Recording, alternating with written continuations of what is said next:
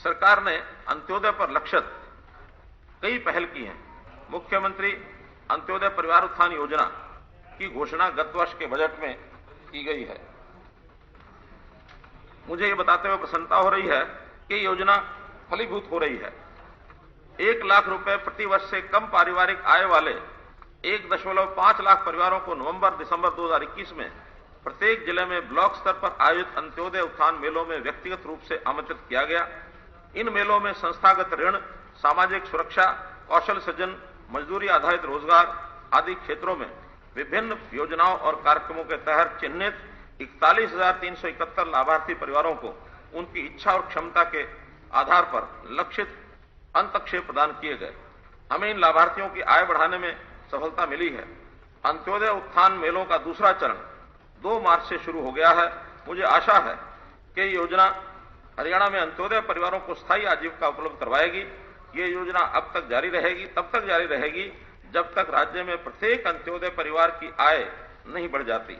मुझे उम्मीद है कि 22-23 में राज्य के अतिरिक्त 2 लाख परिवार कवर कर लिए जाएंगे। मौजूदा योजनाओं में उपयुक्त संशोधन किया जाएगा।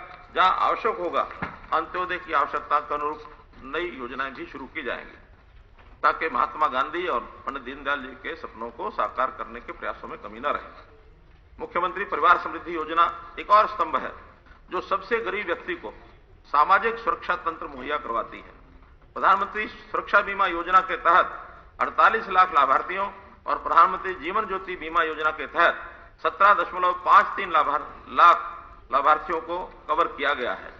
मुद्रा योजना के तहत छोटे व्यापारियों और महिलाओं एवं अनुसूचित जाति के लाभार्थियों के लिए स्टैंड अप इंडिया योजना के तहत 2078 करोड़ रुपए का किफायती ऋण प्रदान किया गया है। परिवार पहचान पत्र में स्थापित आय के आधार पर सार्वजनिक वितरण प्रणाली तथा आयुष्मान भारत में सबसे गरीब परिवारों का समावेश भी मार्च 2022 से शुरू हो चुका है।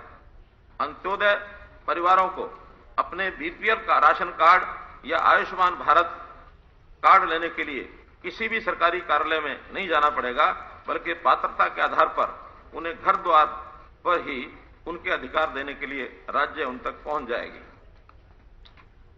के लिए सरकार उन तक पहुंच जाएगी। तीसरा है सतत विकास, सस्टेनेबल डेवलपमेंट। माननीय अध्यक्ष महोदय, 17 एसडीजी प्रोग्राम सभी के बेहतर और स्थायी भविष्य की इस रूपरेखा प्रदान करते हैं।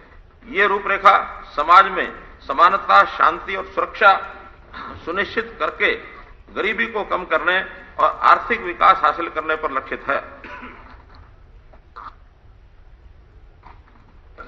सरकार ने वर्ष 2030 तक एसडीजी को प्राप्त करने के लिए एक विजन तैयार किया है। इस उद्देश्य को प्राप्त करने के लिए वित्त पोषण अंतराल की पहचान की है। मुझे सदन को अवगत कराते हुए प्रसन्नता हो रही है कि सतत विकास लक्ष्यों को हासिल करने में हरियाणा को सबसे गतिशील राज्य माना गया है। इस बजट में भी मैंने एसडीजी में तेजी लाने और वित्त पोषण अंतराल को सीमित रखने पर बल दिया है। हम निजी क्षेत्र के साथ भी भागीदारी करेंगे ताकि इसकी क्षमता का लाभकारी ढंग से उपयोग किया जा सके। कई एसडीजी स्थानीय निकायों के दायरे में हैं और एसडीजी को हासिल करने में उनकी महत्वपूर्ण भूमिका है। नंबर 4, संतुलित पर्यावरण। महोदय, जलवायु परिवर्तन और पर्यावरणीय स्थिरता आर्थिक विकास के लिए एक गंभीर चिंता का विषय बन गया है। 15वां वित्त आयोग ने जलवायु परिवर्तन और पर्यावरणीय स्थिरता के कारक को 10% भारिता के साथ वन और पारिस्थितिकी शीर्ष के तहत राज्यों के लिए परस्पर भागों की गणना के निर्धारकों में से एक माना है। ये सतत विकास लक्ष्य संख्या 13 को हासिल करने की दिशा में कदम है, जिससे भारत के विभिन्न राज्यों में आर्थिक वृद्धि और मानव विकास को बढ़ाने में मदद मिलेगी। पैरा 42, सहभागिता। इसका 5वां और अंतिम बिंदु है सहभागिता। माननीय अध्यक्ष महोदय, एक समाज के रूप में समय के साथ साथ हमने सामाजिक क्षेत्र में संस्थाओं की स्थापना में परोपकार की भावना को खो दिया है।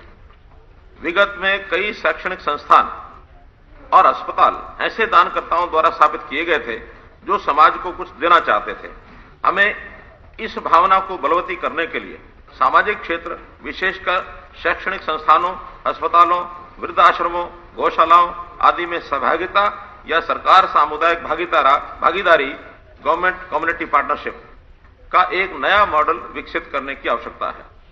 हमें भूमि उपलब्ध करवाने और इंफ्रास्ट्रक्चर फंडिंग हेतु सरकार तथा इन संस्थानों की स्थापना व प्रबंधन में समुदाय का एक साथ लाभ उठाने की आवश्यकता है। सरकार इन विशिष्ट क्षेत्रों में सहभागिता, सरकारी सामुदायिक भागीदारी के लिए एक अभिनव नीतिगत मॉडल विकसित करेगी, जिसमें सरकार समुदायों और परोपकारियों के साथ पारदर्शी तरीके से भागीदारी कर सकती है। इससे सामाजिक क्षेत्र में सरकारी प्रयास कई गुना बढ़ेंगे और समुदायों और परोपकारियों की भागीदारी भी होगी।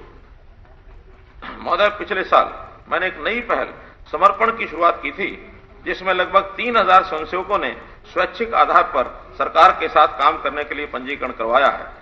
अप्रैल 2020 में लॉकडाउन के दौरान जनसेवा की भावना से ओतप्रोत कई व्यक्ति लॉकडाउन के प्रभाव को कम करने के लिए अपनी सेवाएं देने के लिए स्वेच्छा से आगे आए थे।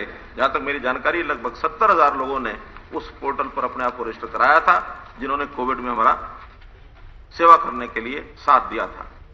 मैंने अपनी इजराइल यात्रा के दौरान देखा कि वहां स्वयंसेवक अपनी मोटरसाइकिल को एम्बुलेंस में बदलकर 2 मिनट में ही एम्बुलेंस सेवाएं प्रदान कर रहे थे। ये समर्पण की भावना है जो हमारे स्वतंत्रता संग्राम के दौरान दिखाई दे रही थी।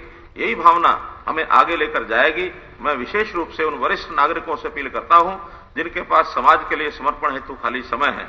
मैं समाज के उत्थान के लिए स्वयं को समर्पित करने और सरकार के प्रयासों में योगदान देने वाले वरिष्ठ नागरिकों को जेब खर्च के रूप में उचित पारिश्रमिक देने का प्रस्ताव करता हूं।